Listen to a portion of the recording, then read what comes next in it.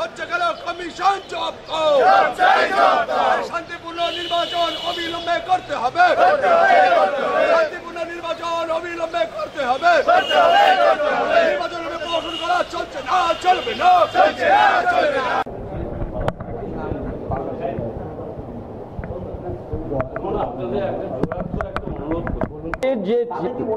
বলছি আজকের যে চিত্র তাতে কমিশন বলছে আমরা আমাদের কাছে যা খবর এসে অ্যাকর্ডিং টু দি সিইও তাতে ওরা সমস্ত জায়গায় নাকি ভুগতে সেন্ট্রাল ফোর্স দিয়েছে। আমি ওনাকে পরিষ্কার বলেছি এই কথাটা সত্য নয়, সত্য নয়। তার কারণ হচ্ছে সেন্ট্রাল ফোর্স যদি থাকতো তাহলে আইডি কার্ড ছাড়া কাউকে ভেতরে ঢুকতে দিত না। আপনি আইডি কার্ড ছাড়া কাউকে ভেতরে ঢোকা বন্ধ করুন। এই জন্যই তো আমরা আমাদের অফিস থেকে দৌড়ে এসছি, এই অভিযোগটা জানাতেই তো এসছি। সুতরাং এইটা আপনি করার ব্যবস্থা করুন। আমি দাবি করলাম যে বুথের ভেতরে বাইরের লোক ঢোকানো বন্ধ করতে হবে, এক্ষুনি করুন আপনি, just now you do it. এবং আপনি আই কার্ড ছাড়া কাউকে বুথ প্রেমিসেসের মধ্যে ঢুকতে দেবেন না। উনি বললেন হ্যাঁ নিশ্চয়ই এটা আমি করছি।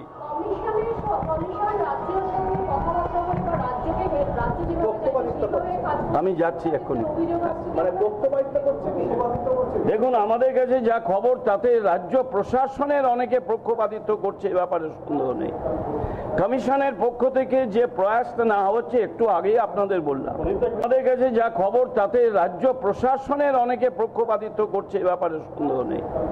কমিশনের পক্ষ থেকে যে প্রয়াসটা না হচ্ছে একটু আগেই আপনাদের বললাম।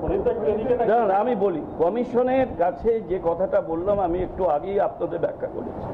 কমিশনকে ইলেকশন কমিশন মানে এখানে তার রিপ্রেজেন্টেটিভ হচ্ছে সিইও, চিফ ইলেকটরাল অফিসার।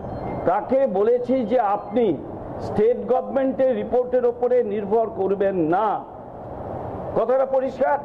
দ্বিতীয় বলেছি আপনি সেন্ট্রাল ফোর্স যেটা আছে সেটাকে প্রপারলি ইউটিলাইজ করুন। থ্রু কিভাবে করবেন ইউটিলাইজ?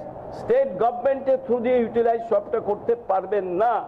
সুতরাং আপনার কাছে যে অবজারভার আছে সেন্ট্রাল গভর্নমেন্টের অবজারভাররা তাদের ইউটিলাইজ করুন, কারণ তাদের কোনো ইন্টারেস্ট নেই। এই ইন্টারেস্ট ফ্রি লোকগুলোকে কাজে লাগান, তাহলে ইলেকশন ফ্রি অ্যান্ড ফেয়ার।